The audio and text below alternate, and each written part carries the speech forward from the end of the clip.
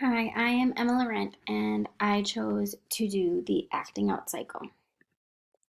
So, with phase one, it is calm. So, what is it? The students respond to the teacher who praises them throughout the school day. Students are actively listening, engaged, cooperative, compliant within the classroom, working with one another. How does one respond when they are calm? The teachers and staff can respond to the students with praise as well as keeping consistency within classroom. Which includes expectations, the schedule. An example of this would be cooperation within the classroom and the teacher mentoring or mentioning how nicely students are working together. Phase two is triggers.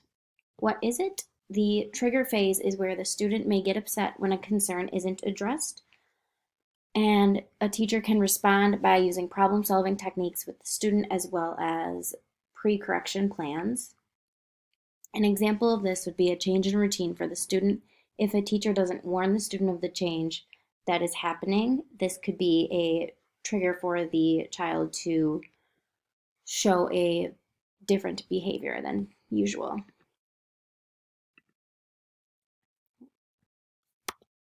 Phase three, agitation.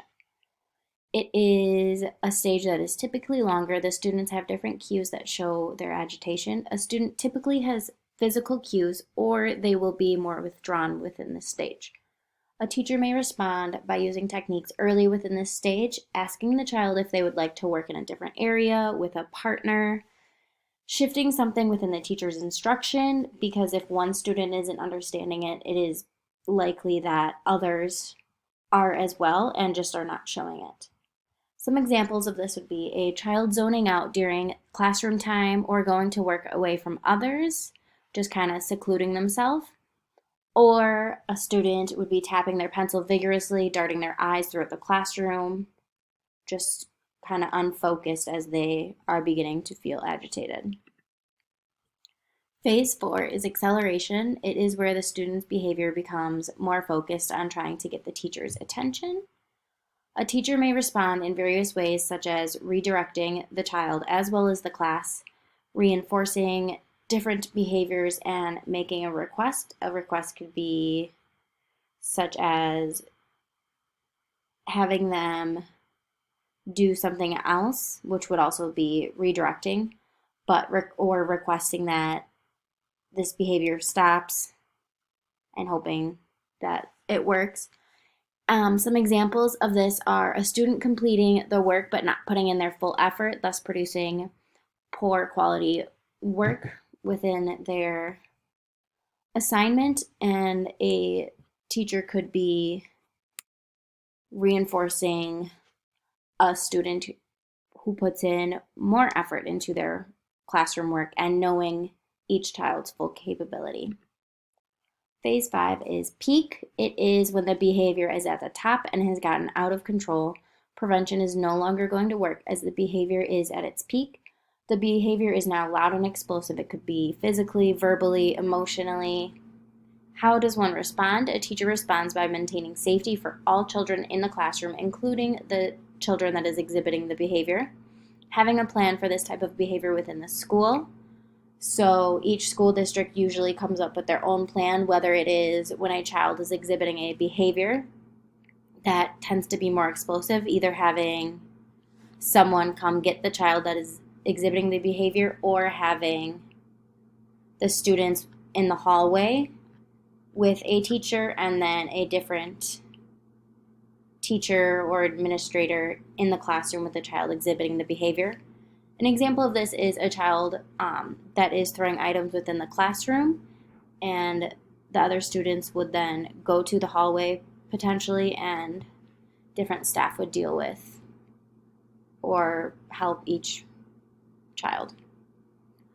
Phase six is de-escalation. It is where, when the cycle begins to wind down, the student may be confused or withdrawn, not wanting to admit what had happened.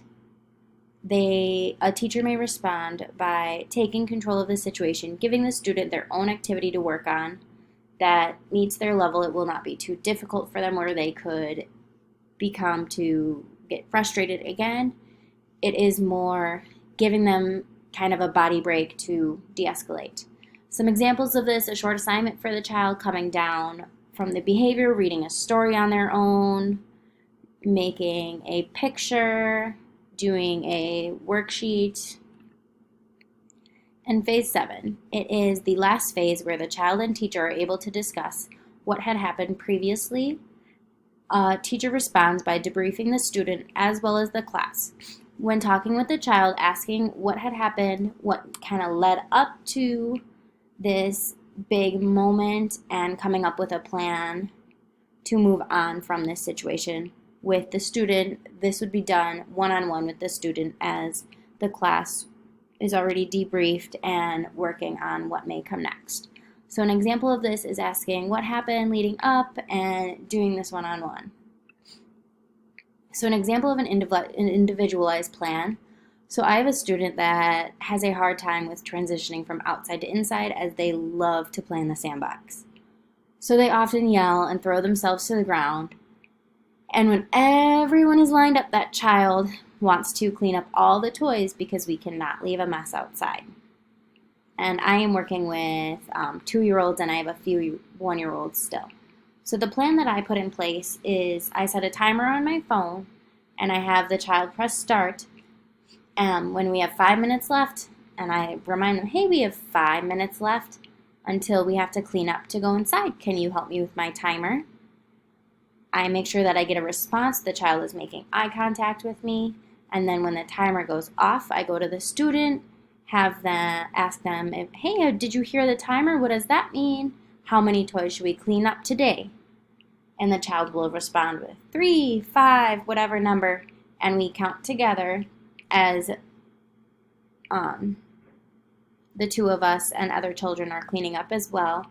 And this has helped our transition become easier. And here are some resources that I enjoyed.